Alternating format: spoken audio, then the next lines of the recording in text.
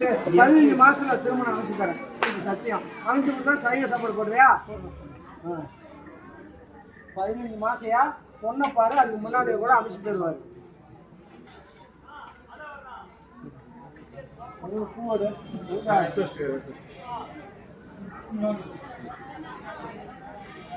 ஐயா வாங்கய்யா. குழந்தை என்னம்மா? முருகன் கிடையாது, வைத்தீஸ்வரன் உன் குலதெய்வம். புரியுதா? உன் குலதெய்வம் பாத்திரம் தெரியாது, நீங்க நல்லா பழிச்சிட்டீங்க. உன் குலதெய்வம் அடித்தரை அப்படின்னு பார்த்தா நான் வைத்தீஸ்வரன், சிவனுடைய பாத்திரம். நீங்க சிவ பாத்திரம். முருகன் யாரோடைய பிள்ளை? அப்போ உன் குலதெய்வம்னா சிவகோத்திரம். நீ எடுத்து வளங்க. பங்குனி மாசம் உத்தரம் அப்படின்னு பார்த்தோன்னா வர்றப்ப ஒரு சிட்டு விடு. இதுக்கு மேல வளர்ச்சி உனக்கு தெரியும். இன்னைக்கு முன்னோர்கள் குலதெய்வம் தெரியாத உங்க வழிபாடு விட்டுட்டாங்க. புரியுதா?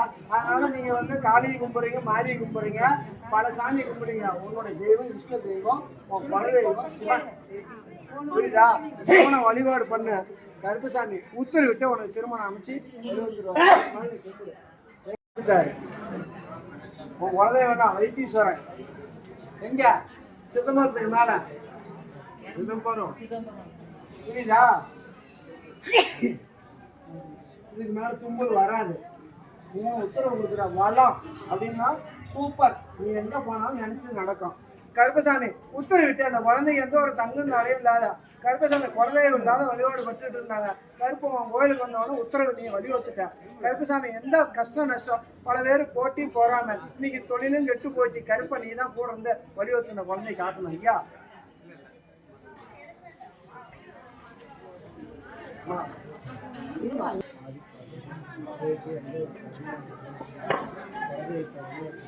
கருப்பசாமி உத்தரவிட்டு அந்த குழந்தைக்கு நல்லபடியா மங்களத்தை அமைச்சு கொடுக்கணும். ஐயா கருப்பசாமி உத்தரவிட்ட மங்களத்தை அமைச்சு கொடுக்குறான். 9 மாசம் ஆகும்.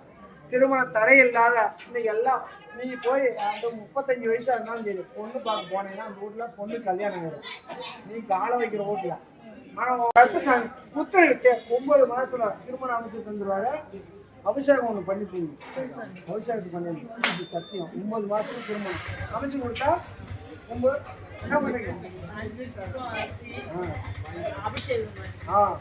கருப்பசாமி நான் கூட இருந்து வழிவத்தரேன். சத்தியம் அப்பா நல்லபடியாக இந்த குழந்தைக்கு திருமணம் தடையில்லை, தண்ணியும் தடையில்லை. அதை பேசி எது இருந்தாலும் போகணும்.